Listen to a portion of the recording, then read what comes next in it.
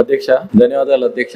దీంట్లో పోయిన సంవత్సరం కూడా అన్ని ట్యాక్సులు తగ్గించేసి బీద ప్రజలకు ఏ విధంగా బెనిఫిట్ చేయాలనే ఉద్దేశంతోనే కేంద్ర ప్రభుత్వం చేయడం జరిగింది. ఎందుకంటే వన్ నేషన్ వన్ ట్యాక్స్ అనే విధానంలో దాంట్లో రెండు రకాలుగా మీరు చూస్తా ఉన్నారు. స్టేట్ అండ్ సెంట్రల్ సిజిఎస్సి ఎస్జిఎస్సి చేశారు.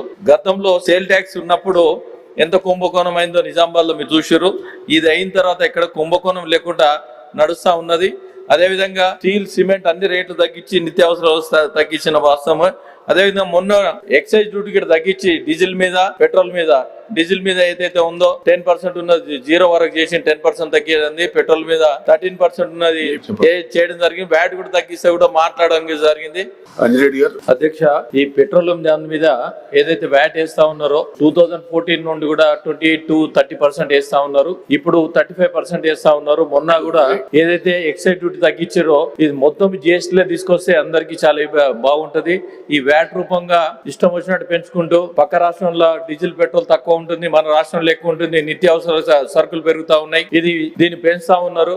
ఈ వ్యాట్ వాల్యూ యాడెడ్ ట్యాక్స్ ఏదైతే ఉందో గతంలో ఏదైతే 2014 నుండి 30% ఇప్పుడు 35% ఉంది. దాన్ని తగ్గిస్తే పెట్రోలియం, ఎందుకంటే ఎక్సైజ్ డ్యూటీ కేంద్రం తగ్గించడం జరిగింది.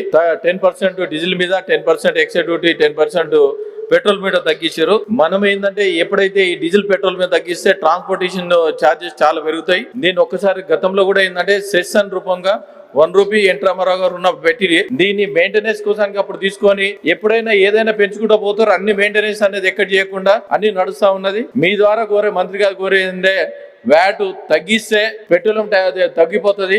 ప్రతి ఒక్కరికి ఏంటంటే నార్మల్ గా రాబోయే రోజుల్లో నిత్యావసర సరుకులు కూడా తగ్గడానికి ఆస్కారం ఉంటుంది. తెలంగాణ గవర్నమెంట్ 2047 లో $3 trillion రావాలంటే ఫస్ట్ ఇన్ఫ్రాస్ట్రక్చర్ డెవలప్మెంట్ చేసే దాని మీద పోవాలని, అదే విధంగా రేడియల్ రోడ్స్ ఏవైతే ఉన్నాయో గతంలో ఏదైతే చేసిరో అది కంప్లీట్ చేయాలని, అదే విధంగా ఈ మున్సిపాలిటీల విషయంలో తీసుకుంటే మున్సిపాలిటీలో డబ్బులన్నీ వేస్ట్ అవుతా ఉన్నాయి. Under ground drainage amount east west north south పోతా ఉన్నాయి. దానికి ల్యాండ్ అలొకేషన్ చేసి ఇప్పటికైనా కేంద్ర ప్రభుత్వం అమృత్ స్కీమ్ వస్తా ఉన్నది. దానికి సబ్స్టిట్యూట్ గా మిగతా అమౌంట్ వేసి చేస్తే ప్రతి మున్సిపాలిటీకి అమౌంట్ వెళ్తుంది. డంప్ యార్డ్ అయినా అదైనా ఈ గవర్నమెంట్ ఆఫీసర్స్ ఇన్ ఫ్యూచర్ మన 2047 ప్లాన్ చేసుకుంటే గవర్నమెంట్ సంబంధించిన ఆఫీసెస్ ఎక్కడెక్కడ పెట్టాలి, ఉన్న ఆఫీసులో ఐఓసి ఇంటిగ్రేటెడ్ కాంప్లెక్స్ ఏ విధంగా చేయాలి, అది ప్లాన్ ఆఫ్ యాక్షన్ తీసుకొని ల్యాండ్ డిమార్కేషన్ చేసి ఇన్ ఫ్యూచర్ గా ఇన్ఫ్రాస్ట్రక్చర్ డెవలప్ చేసి ఏపీఐసి ద్వారా కూడా ఇండస్ట్రీ రావాలని, అదే విధంగా ఇండస్ట్రీస్ కోసానికి లీజ్ బేస్ ఇచ్చి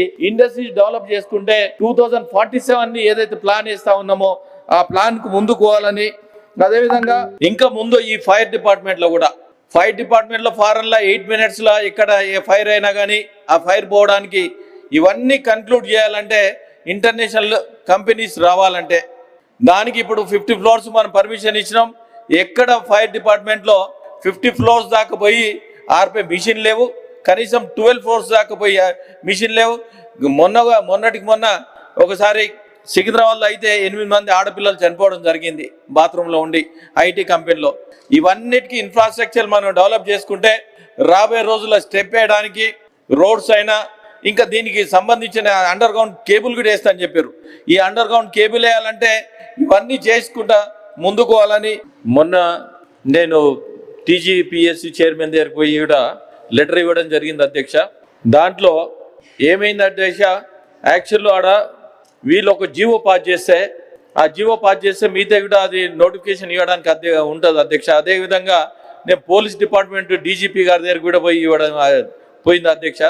దాంట్లో ఎస్ఐలు ఉన్నారు, కానిస్టేబుల్ ఉన్నారు. దాన్ని సపరేట్ పెట్టుబడి చెప్పడం జరిగింది అధ్యక్ష. అదేవిధంగా 2014 నుండి హోమ్ గార్డ్స్ కోసానికి ఎక్కడ ఇంతవరకు సెలక్షన్ కాలేదు, అది కూడా చెప్పడం జరిగింది అధ్యక్ష.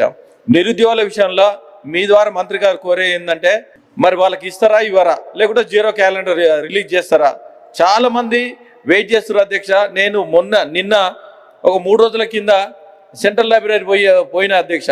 వాళ్ళు పండుగ అనకుండా అక్కడనే ఉండి అక్కడనే తినుకుంటా ఉంటున్నారు అధ్యక్ష. ఈ Group 1, Group 2, Group 3, Group 4 అన్ని శాఖల్లో అదొక క్యాలెండర్ వేస్తే వాళ్ళకి ఎప్పుడు వస్తుందో దాని ప్రకారం వస్తుంది అధ్యక్ష. మళ్ళీ ఒక ఇండెంట్ కూడా రైజ్ చేయలేరు అధ్యక్ష. ఇండెంట్ రైజ్ చేస్తే ఆటోమేటిక్ పోవడానికి వాళ్ళు ఇవ్వడానికి ఉంటుంది అధ్యక్ష. దీన్ని ఒక్కసారి వార్ఫుట్ గా ప్లాన్ చేసి మంత్రి గారు కోరే ఏంటంటే ఎన్ని జాబులు ఖాళీ ఉన్నాయి, ఎన్ని ఇవ్వగలుగుతాం, ఎప్పుడు ఇవ్వగలుగుతాం, ఒక జీవో పాస్ చేసి, ఎందుకంటే గతంలో 46 years కోసానికి జీవో పాస్ చేయడం జరిగింది అధ్యక్ష. ఆ జీవో పాస్ చేసి, ఎందుకంటే చాలా మంది వెనుకబడ్డారు, ఎందుకంటే 12 years నుంచి ఆగిరు. ఆ జీవో 46 మంత్రి గారిని కోరే ఏంటంటే 46 years కోసానికి ఒక జీవో పాస్ చేస్తే ఉన్న ఖాళీలు ఏవైతే ఉన్నాయో వాళ్ళ దగ్గర 4500 ఉన్నాయి, రిలీజ్ చేయడానికి రెడీ ఉన్నారు అధ్యక్ష. అది 100% చేయాలి. అదేవిధంగా మిగతా ఖాళీలు ఏవైతే ఉన్నాయో ఆ ఖాళీల కోసం డిపార్ట్మెంట్ వైజ్, హెల్త్ డిపార్ట్మెంట్, అన్ని డిపార్ట్మెంట్ల వైజ్ చాలా ఖాళీలు ఉన్నాయి. అదేవిధంగా ఈ అవుట్ సోర్సింగ్ విషయంలో కూడా ఇప్పటివరకు అవుట్ సోర్సింగ్లో 5,21,000 మంది ఉన్నారు అధ్యక్ష. ఈ అవుట్ సోర్సింగ్ని ఎత్తేసి కార్పొరేషన్ చేస్తే వాళ్ళకు వచ్చే శాలరీ ఏదైతే ఉందో, మీరు ఇచ్చే శాలరీ ఏదైతే ఉందో వాళ్ళకు నేరుగా 8,000 రూపాయలు డిడక్ట్ కాకుండా, లేదా 400 కోట్లు ఇంట్లో కుంభకోణం జరుగుతూ ఉన్నది.